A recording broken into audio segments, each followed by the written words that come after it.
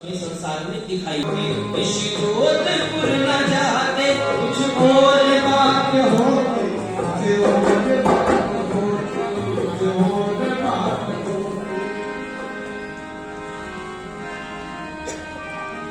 वो सूर्य जहां में हमको प्रकाश देता, वो सूर्य जहां में हमको प्रकाश देता, भानु को ना छुपाते कुछ और बात होती, कुछ और बात होती, कुछ और बात होती, कुछ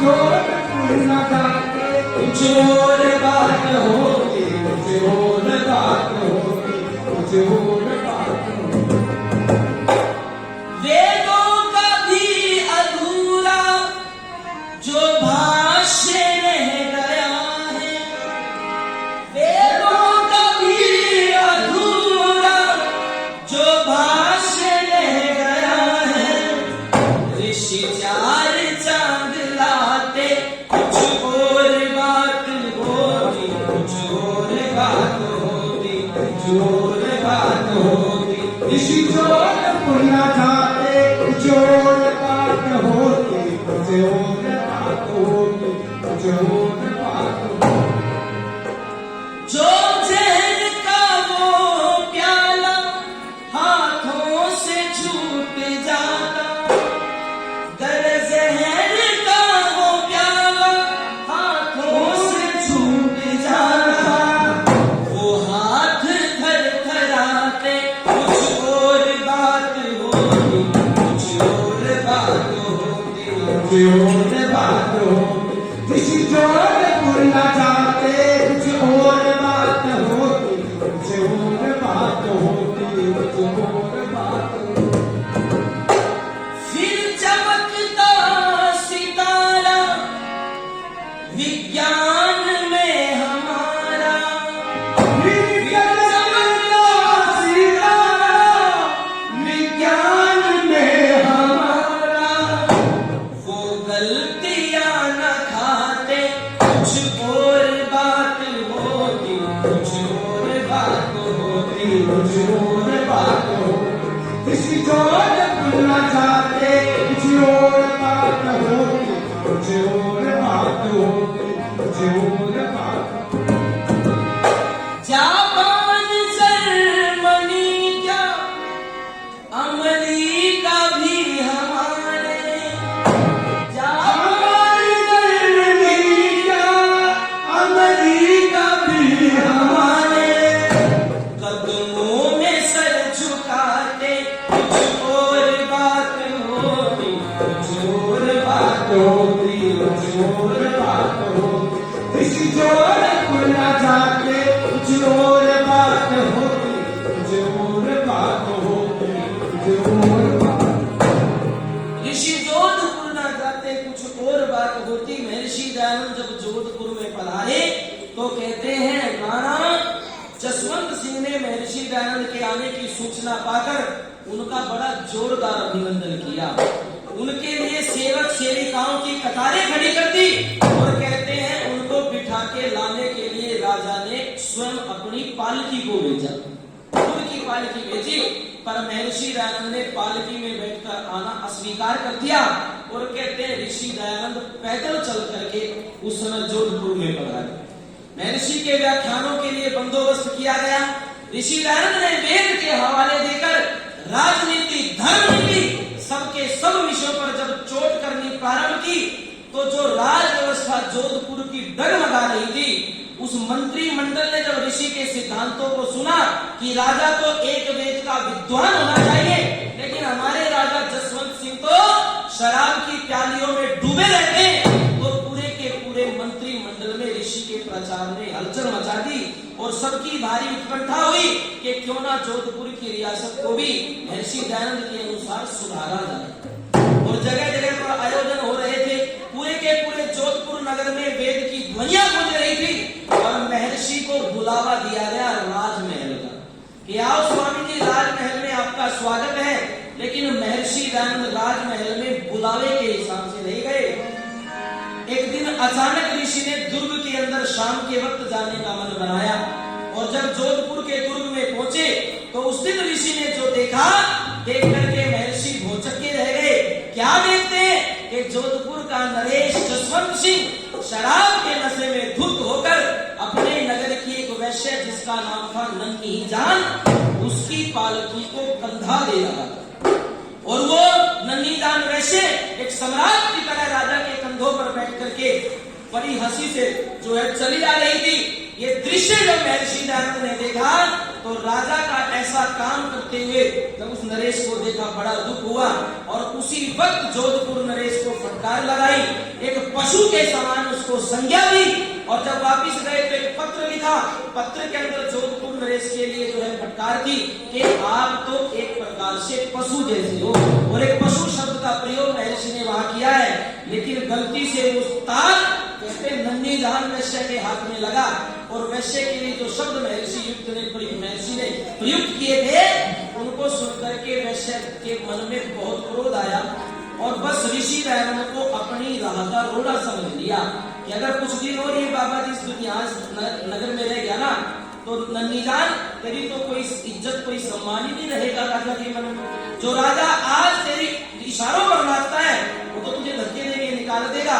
बस उसी दिन मन बना लिया कि इस राह के कांटे को हटाया जाए और कहते हैं जगन्नाथ जो स्वामी दयानंद का रसोईया था उसके साथ मिलकर के महर्षि दयानंद सरस्वती को दूध के अंदर कांस पीस करके ऋषि दयानंद को पिला दिया गया। महर्षि दयानंद ने जब दूध पिया और दूध की प्रतिक्रिया जब कांच के अंदर जाकर हुई तो ऋषि समझ चुके थे कि कुछ ना कुछ अनर्थ कर दिया है। जगन्नाथ ने जब कोशिश की योग क्रियाओं के द्वारा, लेकिन आज विष बड़ा भयंकर था। विष तो पहले भी कई बार दिया गया पर ऋषि ने न्योनी क्रिया करके निकाल दिया और अब जो है प्रचार कार्य में लगे। पर आज विष बड़ा भयंकर था। विष ने अपना असर दिखाना शुरू किया, शरीर से जो है फफोले निकलने लगे, फूट फूट कर मवाल निकलने लगा। महर्षि को उठा करके जो है अजमेर के हॉस्पिटल में भर्ती कराया, पर बात बहुत देर हो चुकी थी। आज वैद्य जी को बुलाया गया, वैद्य की बस की भी बात नहीं थी। अंतिम घड़िया महर्षि दयानंद को नजर आने लगी कि शायद अब और जीवन परमात्मा नहीं चाहता मैं दुनिया में बिताऊं। अजमेर की विनायक कोठी के अंदर महर्षि दयानंद को बिस्तर पे लिटाया हुआ, शरीर पीड़ा से भरा हुआ है, लेकिन चेहरे पर पीड़ा का एक भी अंश महर्षि के दिखाई नहीं दे रहा था। और कहते हैं उसी वक्त वहां पर भक्तों का तांता लग गया, लोग मिलने आ रहे हैं। एक व्यक्ति ऋषि के पैरों की तरफ बैठा था, सर पे टोपी है और जो है काला कोट पहन करके कुर्ते पजामे में एक व्यक्ति ऋषि के चेहरे को देख रहा है, महर्षि दयानंद को देख रहा है। हालांकि परमात्मा को नहीं मानता था, ये मानता था भगवान तो दुनिया में है ही नहीं। पर जब महर्षि दयानंद के चेहरे की तरफ देखा, इतनी पीड़ा, फिर भी ये सन्यासी मुस्कुरा रहा है, उस व्यक्ति के जीवन में परिवर्तन का तूफान उठा दिया ऋषि दयानंद ने। और उस आदमी का नाम था गुरुदत्त विद्यार्थी। कहते हैं महर्षि दयानंद के अंतिम क्षणों की मुस्कान ने गुरुदत्त को नास्तिक से आस्तिक बना दिया। और जब महर्षि को पता लगा, आभास हुआ कि अब बस और समय हमारे पास नहीं है, तो ऋषि दयानंद ने सारे भक्तों से एक निवेदन किया। क्या निवेदन किया? ये कहा कि जितने भी इस मकान के, इस कमरे के झांकी जंगले जो है खिड़कियां हैं, दरवाजे हैं, सब के सब खोल दो। क्यों स्वामी जी, आपको गर्मी लग रही है? स्वामी जी ने कहा नहीं, अब जीव का कूच करने का समय आ चुका है। जीव आत्मा था, अब उस परमात्मा की शरण में जाने का समय आ गया है। सारे के सारे खिड़की दरवाजे ऋषि दयानंद ने खुलवा दिए और सब के सब भक्तों को आदेश दे दिया, आगे से हट करके सब के सब मेरे पीछे खड़े हो जाओ। और महर्षि दयानंद ने सबको हाथ जोड़ करके नमस्ते की। माताओं सज्जनों को ऋषि दयानंद की अंतिम नमस्ते। और उस समय के जो है उस भाव को एक व्यक्ति ने पंक्तियों में गुना और ऋषि दयानंद अंतिम नमस्ते कर। क्या बोला महर्षि ने? ओम नाम का सुमिरन करके हंसते हंसते चल दिए। ओम नाम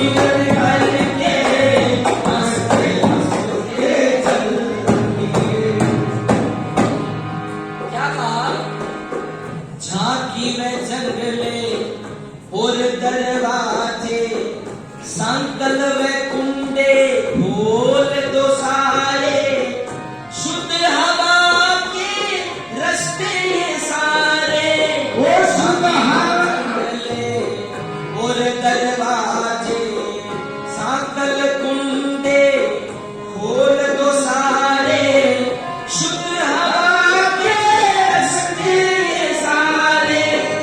आर्य जनों को आदेश देकर बोले ऋषि पर, आगे से हट कर आ जाओ पीछे तुम लोग सारे। मृत्यु का कुछ भय नहीं था, मृत्यु का कुछ भय नहीं था, मुक्ति के रास्ते चलते ओ मना करता सुमिरन करके हंसते हंसते चलते। ओ आर्य जनों से ज्योति नमक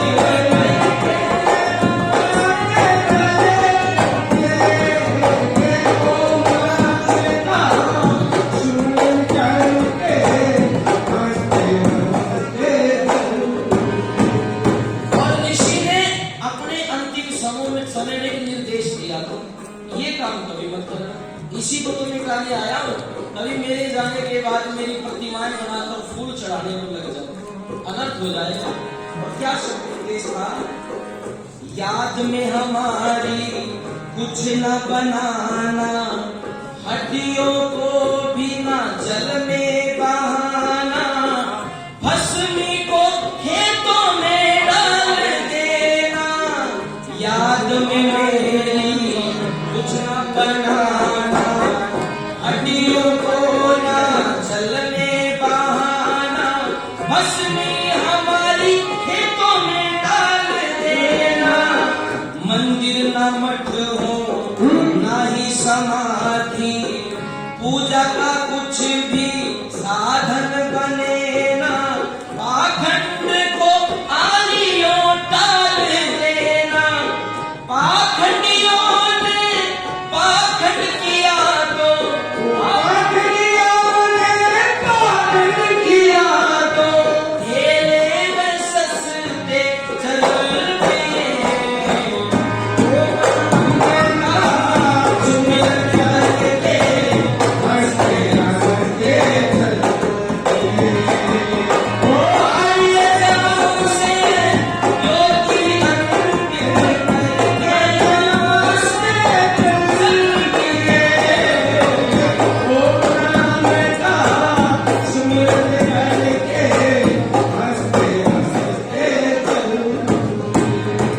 सबके सब भक्त आकर पीछे खड़े हो गए और महर्षि दयानंद मुस्कुराकर के ठंडी हवा ले रहे, दरवाजे और खिड़कियों की तरफ देख रहे हैं।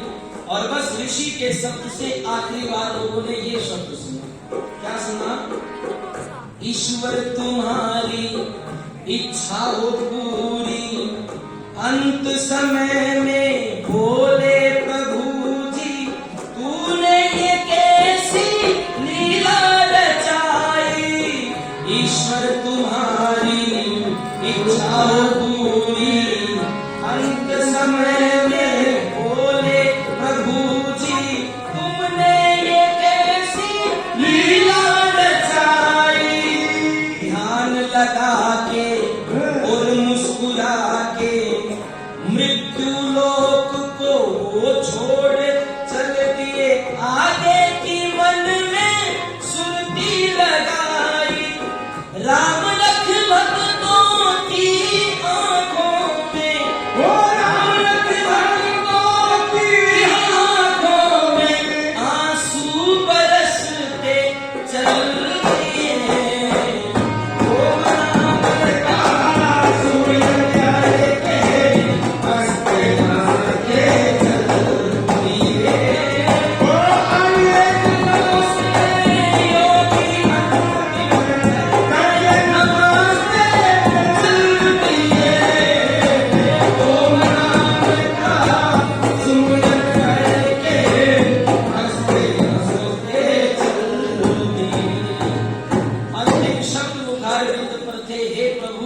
तूने अच्छी लीला दिखाई, तेरी इच्छा पूर्ण हो।